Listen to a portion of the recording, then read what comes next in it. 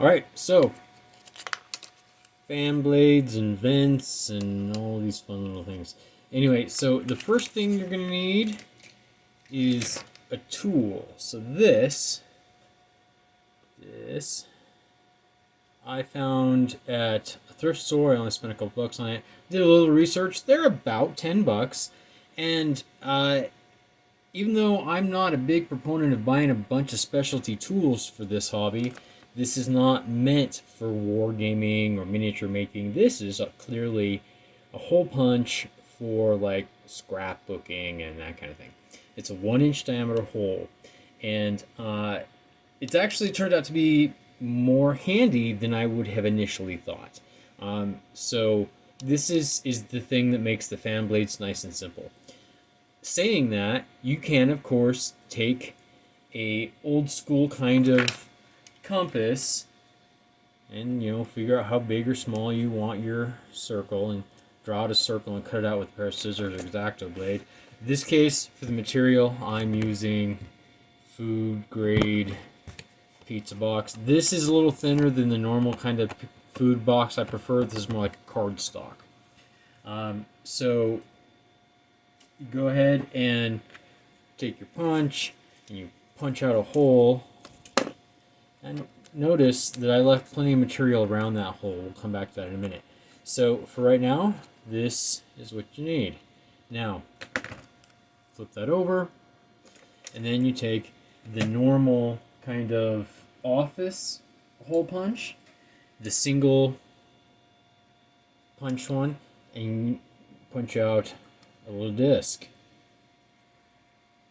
Now go ahead and glue that into the center of that.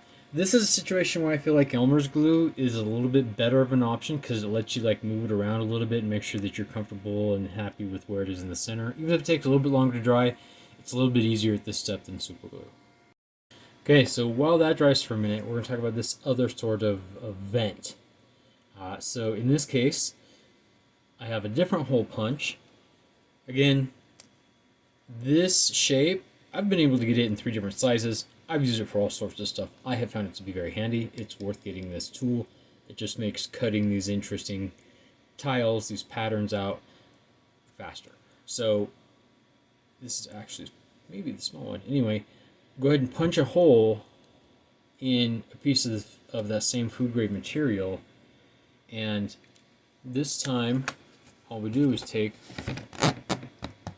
corrugation. Again, this is hobby stuff in the paper area, generally not too expensive. A little bit goes a long way. And this time what we're looking for is, like I did on this one where I married the fan and the vent, you actually want a piece that's the whole size of the back of this, so that it helps keep a consistent thickness and it helps make things work. So once you have your piece popped out of the material, let's do that right quick. There's that shape.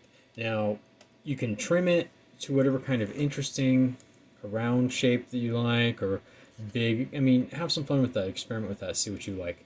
And then, so I'm just going to go ahead and trim this down a little bit and make an interesting shape. Alright, so I left a little bit of this side open so I can put some more little details on that, make that a little bit more intriguing, a little bit more of an area to grab paint. I already trimmed off a small bit of corrugated board, not exactly the same dimensions, so that I have something to still hold on to when I'm gluing it together. Now, you can use Elmer's glue, super glue, hot glue. All of those things will hold this together perfectly fine. And you've got a nice kind of thickness. It's not real thick, but a nice kind of thickness for your vent. In addition to this, cut some interesting shapes out of your own. A long rectangular thin thing is a long kind of window or vent. You can do different kinds of things. I've used the same kind of thing to imply doors on my shipping containers. Maybe you've seen that video. I've done something like this for rolling doors on garages or on door fronts, like in a storefront that's at street level in New York or whatever, kind of that rolling gate there. So I'm going to go ahead and get that glued up. All right, well that's drying. Now we're back to this. It's kind of set well enough it doesn't move anymore. So just with a pair of scissors, cut in to this dot, not through it, and then go to the other side and match it exactly. And then the other way, and then the other way. And just kind of slowly go through, being sure that it's having. So we're going to go ahead and show that a little bit here. So it's to the center there, kind of like so. Now, I'm happy with how that looks as far as a blade shape. If you wanted to go in there and just nip off one edge on all of them all the way around, that would give you a round fan edge. But just, I feel like in this scale, this is good enough. So now we want to grab each one of these and twist it almost a quarter, give or take, one at a time all the way around. And you see how quickly just a small bit of cardboard starts looking like a fan blade here for you. And then next is going to be kind of the housing that you do for this. Now, that is where this comes back in. Now, as far as on this one, you're going to see, like, I didn't make it very deep. That's okay. It's glued in a lot of points. That's fairly strong. And when that gets attached to the building, whatever, I mean, nothing lasts forever, but that'll be pretty good.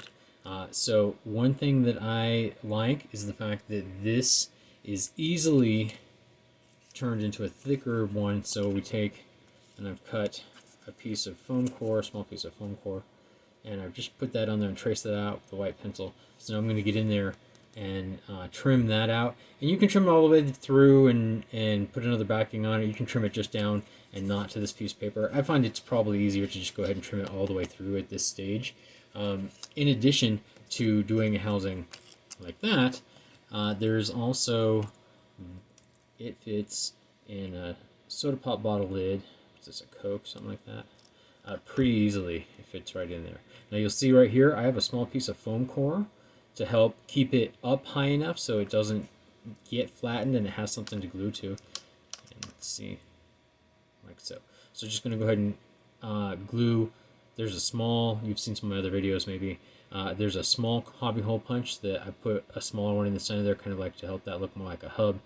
But then glued into a soda cap, now you've got a nice little like three-dimensional housing for that fan. I'm going to go ahead and work on assembling this. Alright, now that this piece is dried, we of course trim up all the edges and make sure that it's nice and flush. There you go. And then if you've seen some of my other how-to videos, you see how I use the small hole punch to get me some big honking rivets. So then go ahead and detail that up with those little bit of rivets. This isn't terribly deep, but it doesn't have to be wonderfully deep to give you the impression of a vent or some sort of function of exhaust or something. There you go. Alright, so I did cut all the way through the foam core. I glued another piece on the back of that, trim that all down. Cut a piece to kind of cover all the foam core up there. And now this fan blade is going to fit nice and snug in there. Now, if you have some fine mesh, and I mean fine mesh, like screen door mesh or something like that, you can cover that. If you're going to go to that step, of course, try to paint that before you put that on there, because that's going to make it a pain. Add up your little rivets, and you're good to go. Another kind of vent that you can do, similar to these, so I went ahead and chopped up a couple more of those. You get your embroidery mesh. Oh, got a guy falling. Sometimes called granny grading if you've been in the hobby long enough. And then you can just use that. Figure out what kind of angle you like, and use that as another kind of vent.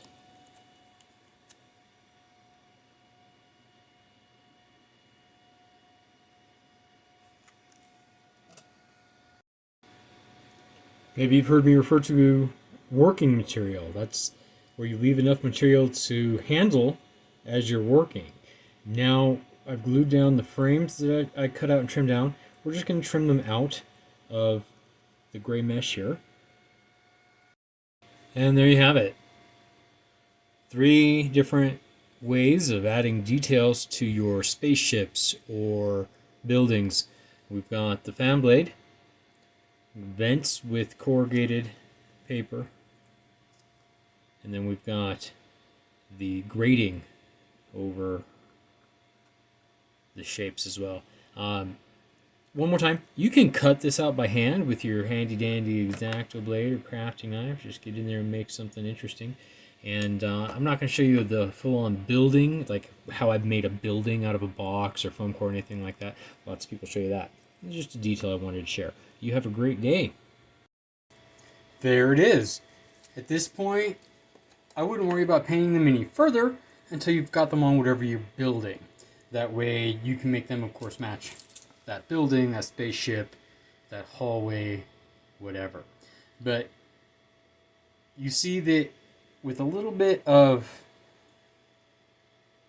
details, a little bit of texture, just that simple hole punches. Again, that's either, one like that or the round one. You can get a bunch of these kinds of things made relatively quickly to help give that great texture, that depth, that, again, you've heard me say it before, implied function to your building, your spaceship, what have you. Alright, so here is a detail on a train car that I made recently, inspired by Book of Boba, the one where the Tuscans took out the train. This is that fine like screen door or window screen mesh I had mentioned. So in the process here, before I put that in place, I painted the fan underneath silver. And then I took another disc and just put that in place, so that as I did the rest of the painting, it wouldn't get through onto the mesh or into the fan, and then this just pops back out real easy. So if you want to try that, if you have some sort of fine mesh, that's great. The embroidery canvas is not terribly fine, you won't see through it so well, but that's one way that I used a fan on a vehicle. And then another piece inspired by Book of Boba Fett is the engine. And here's that vent that I just showed you how to do. So add some details to your buildings. Make things more intriguing.